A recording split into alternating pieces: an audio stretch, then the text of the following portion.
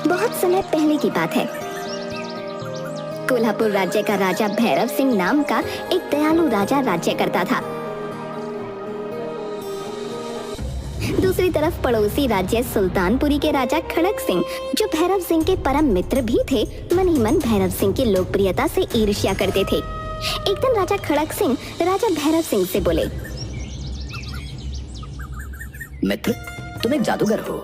तुम्हारी जितनी भी प्रशंसा की जाए उतनी कम है। तुम्हारे लिए प्रजा का हित सर्वोपरि है। मैं देखता हूँ कि तुम हमेशा यही प्रयास करते हो कि तुम्हारी प्रजा को कोई समस्या या परेशानी ना हो, वो सभी सुख चैन का जीवन व्यतीत करें। इसीलिए तुम्हारे राज्य में, तुम्हारे शासन काल में तुम्हारी प्रजा प्रसन्नता और सुख से अपना जीवन व्यतीत कर रही है। सच में तुम एक बहुत अच्छे राजा हो। मित्र, ये सब मैंने अपने पिताश्री से सीखा। मैंने उन्हें हमेशा अपनी प्रजा का ध्यान एक पिता की भांति रखते हुए देखा, इसलिए ये सब मैंने उनसे ही सीखा है। परंतु एक बात बताओ मित्र, तुम्हें अपनी प्रजा के दुख के बारे में कैसे पता चलता है? क्या तुमने अपने मंत्री या सिपाहियों को यह आदेश दे रखा है? नहीं नहीं मित्र, मैं अपनी प्रजा के लिए किसी पर भी विश्वास नहीं करता, बल्कि स्वयं भेष बदलकर राज्य के भ्रमण पर निकलता हूँ और प्रजा की स्थिति के बारे में पता करता हूँ। यदि मुझे प्रजा के किसी कष्ट के बारे में पता चलता है तो उन कष्टों को दूर करने का पूरा प्रयास करता हूँ। तुम दूसरों पर विश्वास नहीं करते, इसलिए तुम एक बहुत अच्छे राजा हो। चलो मित्र, अब मैं चलता हूँ, फिर मिलूंगा। राजा खड़क सिंह राजा भैरव सिंह से विदा लेकर निकलता है। राजा खड़क सिंह भैरव सिंह के राज्य कोल्हापुर को अपने राज्य सुल्तानपुरी में मिलाना चाहता था। इसकी योजना वो बहुत समय से बना रहा था। राजा खड़क सिंह मन ही मन खुद से बातें करता है। मुझे अगर सुल्तानपुरी को अपने राज्य में मिलाना है तो सबसे पहले इस भैरव सिंह के राज्य हित को खत्म करना होगा। यदि मैं ऐसा करने में कामयाब हो गया तो इसके राज्य पर आक्रमण करके विजय पा सकता हूँ। लेकिन क्या करूँ, कुछ सोचना पड़ेगा, और वो भी बहुत जल्द। कुछ समय बाद एक दिन राजा भैरव सिंह और राजा खड़क सिंह जंगल में शिकार करने के लिए गए। शिकार की तलाश में वो दोनों अपनी सेना से अलग हो गए और रास्ता भटक गए। रास्ता ढूंढते हुए वो दोनों एक स्थान पर पहुंचे। भैरव सिंह ने देखा कि वहाँ एक कुटिया बनी हुई है। राजा भैरव सिंह को भूख लगाई थी। मित्र, वो देखो, सामने एक कुटिया है। हम दोनों वहाँ चलते हैं। वहाँ अवश्य शरण और भोजन दोनों की व्यवस्था हो जाएगी। तुम सही कहते हो मित्र, ये कुटिया तो किसी साधु की लगती है। इस स्थान का वातावरण बड़ा ही सुंदर है।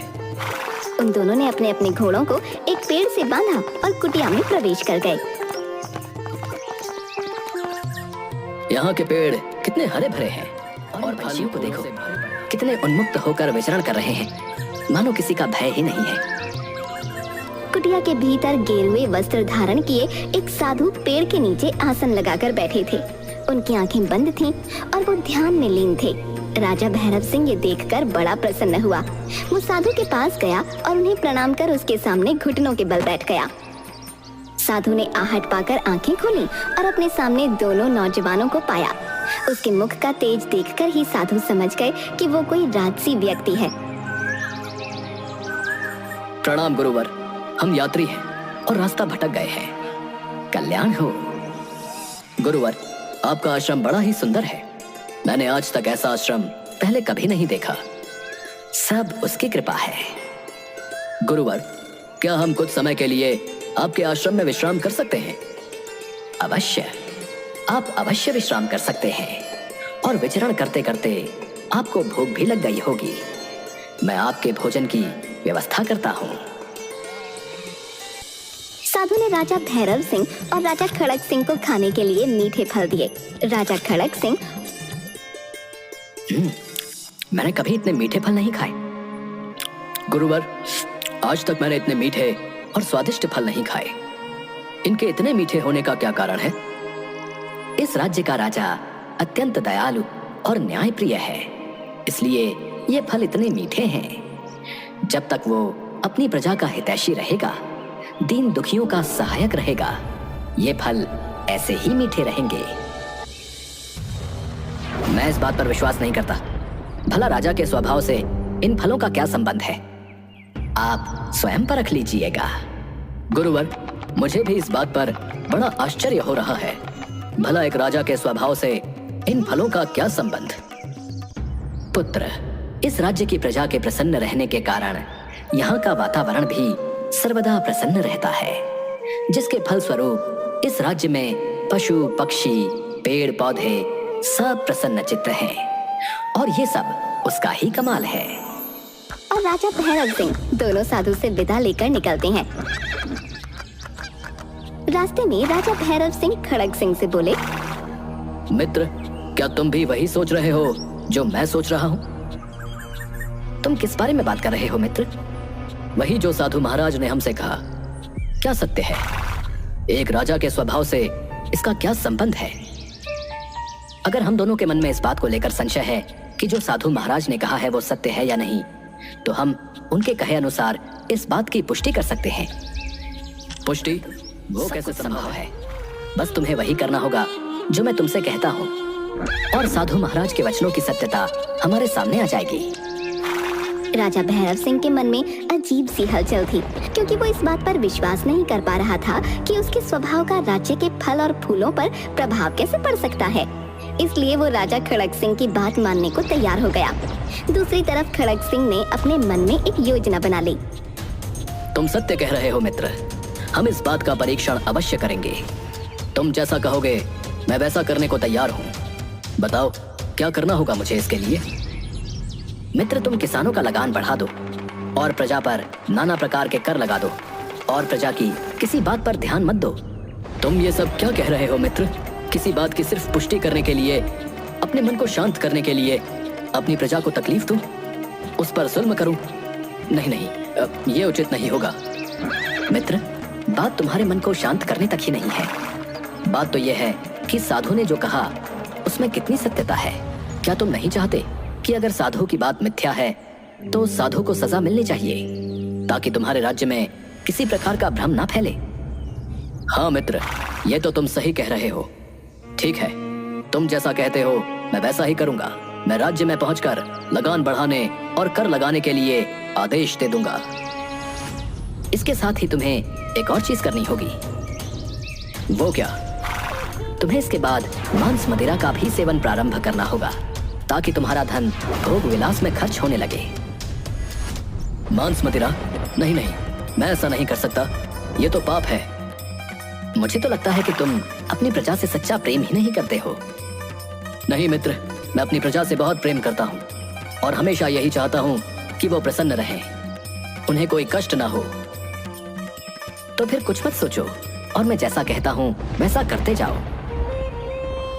राजा भैरव सिंह खड़ग सिंह की बात मान लेता है, और जल्द ही उसके राज्य में प्रजा त्राही त्राही करने लगती है। प्रजा पर अत्याचार बढ़ने लगता है। राजा का उदासीन व्यवहार प्रजा को बहुत कष्ट दे रहा था। अब वो प्रजा की ओर से उदासीन हो गया। अपना धन भोग विलास में खर्च करने लगा, और उसको भोग विलास का उपभोग करने में मजा आने लगा। वो सब कुछ भूल गया। दूसरी तरफ खड़ग सिंह ये सब देखकर अपने सेनापति से बोला, सेनापति जी, मुझे लगता है कि बहुत जल्दी समय आने वाला है जब कोल्हापुर पर आक्रमण करके उसे सुल्तानपुरी में मिलाने का हमारा वर्षों का सपना पूरा हो जाएगा। जी महाराज, सत्य कह रहे हैं आप। अब तो कोल्हापुर की प्रजा अपने राज्य के राजा के व्यवहार से बड़ी दुखी है। मुझे तो लगता है कि हमें आक्रमण करने की भी आवश्यकता नहीं होगी। वो खुद ही अपने लिए नया राजा चाहते हैं। खड़ग सिंह ने कोल्हापुर राज्य पर आक्रमण कर दिया। भैरव सिंह के व्यवहार से दुखी होकर सेना ने खड़ग सिंह की मनोकामना पूरी हो गई। खड़ग सिंह ने राजा भैरव सिंह को राज्य से बाहर निकाल दिया और उसके राज्य पर अपना कब्जा कर लिया। राज्य से जाने के बाद राजा भैरव सिंह फिर जंगल में उसी साधु की कुटिया में पहुंचा। वो साधु के पास गया। प्रणाम गुरुवर। कुटिया की ये दशा कैसी हो गई? पेड़ पौधे सूख गए हैं, फूल मुरझा गए हैं, फल सड़ गए हैं। ये सब कैसे हो गया? प्रणाम पुत्र, सदा खुश रहो। पहले तुम विश्राम करो, कुछ खा लो, तत्पश्चात हम बात करेंगे। साधु ने भैरव सिंह को खाने के लिए फल दिए। इस बार फलों का स्वाद कड़वा था। गुरुवर, फल बहुत ही कड़वे हैं। क्या आप मुझे इसका कारण बताएंगे? क्योंकि जब इसके पहले मैंने आपके आश्रम के फल खाए थे तो वो बड़े ही मीठे और स्वादिष्ट थे। मुझे आज भी उनका स्वाद याद है। इस राज्य का राजा अब पहले जैसा नहीं रहा। उसे प्रजा के हित का कोई ख्याल नहीं है। वो प्रजा पर अत्याचार करने लगा है। उसके प्रति प्रजा के मन में कड़वाहट बस गई है, इसलिए इन फलों का स्वाद भी कड़वा हो गया है। गुरुवर मुझे क्षमा कर दीजिए। मैं पापी हूँ। मैंने बहुत बड़ा अपराध किया है गुरुवर। मुझे इसकी सजा मिलनी चाहिए। मैं क्या करूं गुरुवर? आप ही मेरा मार्गदर्शन करें। पुत्र, तुम क्या बातें कर रहे हो? क्या पाप किया है तुमने? गुरुवर, मैं ही इस राज्य का राजा हूँ। मेरा नाम भैरव सिंह है। जब मैं पिछली बार आपके आश्रम में आया था तो मेरे साथ मेरा मित्र राजा खड़क सिंह भी था। अब मुझे सारी बातें समझ में आ गई हैं। तुम कैसी बातें कर रहे हो राजन? मुझे विस्तार से बताओ। गुरुवर, आपके आश्रम से निकलने के बाद मेरे मन में बहुत सारे विचार चल रहे थे कि क्या सच में एक राजा का व्यवहार उसके राज्य में लगे पेड़ पौधों को प्रभावित कर सकता है। बस इसी उधेड़पुन के साथ हम यहाँ से निकले थे। मेरे मित्र खड़क सिंह ने मुझे आपके कहे हुए वचन की पुष्टि करने को कहा। फिर क्या हुआ राजन? गुरुवर, मैं भी इस बात की पुष्टि करना चाहता था। मैंने उसकी बातें मानकर अपनी प्रजा पर बहुत अत्याचार किया, उन्हें बहुत दुखी किया। उसके साथ साथ मैं भोग विलास का सेवन करने लगा और अपनी प्रजा के द्वारा कर के रूप में दिए हुए धन को मांस मदिरा पर खर्च करने लगा। इन सब के बीच पता ही नहीं चला कि कब मुझे भोग विलास अच्छा लगने लगा और मैं पूरी तरह उसमें डूब गया। खड़क सिंह ने मेरे राज्य पर आक्रमण कर कब्जा कर लिया और मुझे राज्य से बाहर निकाल दिया। ये बड़ा अनुचित हुआ राजन। गुरुवर, मुझे राज्य जाने का दुख नहीं है। ये तो मेरे किए हुए बुरे कर्मों का ही फल है। परंतु मुझे दुख इस बात का है कि मैंने अपनी प्राणों से प्यारी प्रजा पर अत्याचार किया और फिर उन्हें भूल गया। गुरुवर, मैं क्या करूं? मुझे बहुत पछतावा हो रहा है अपने किए पर। राजन, अपनी गलती का एहसास करना और उसके लिए क्षमा प्रार्थना की भावना मन में आना ही सबसे बड़ी क्षमा प्रार्थना होती है। तुमने जो किया सब अल्प बुद्धि के कारण किया था। गुरुवर, मैं अपनी प्रजा से क्षमा मांगना चाहता हूँ। मैंने उन पर बहुत अत्याचार किए हैं। राजा भैरव सिंह के दुख को देखकर साधु महाराज ने उसे तपस्या करने को कहा।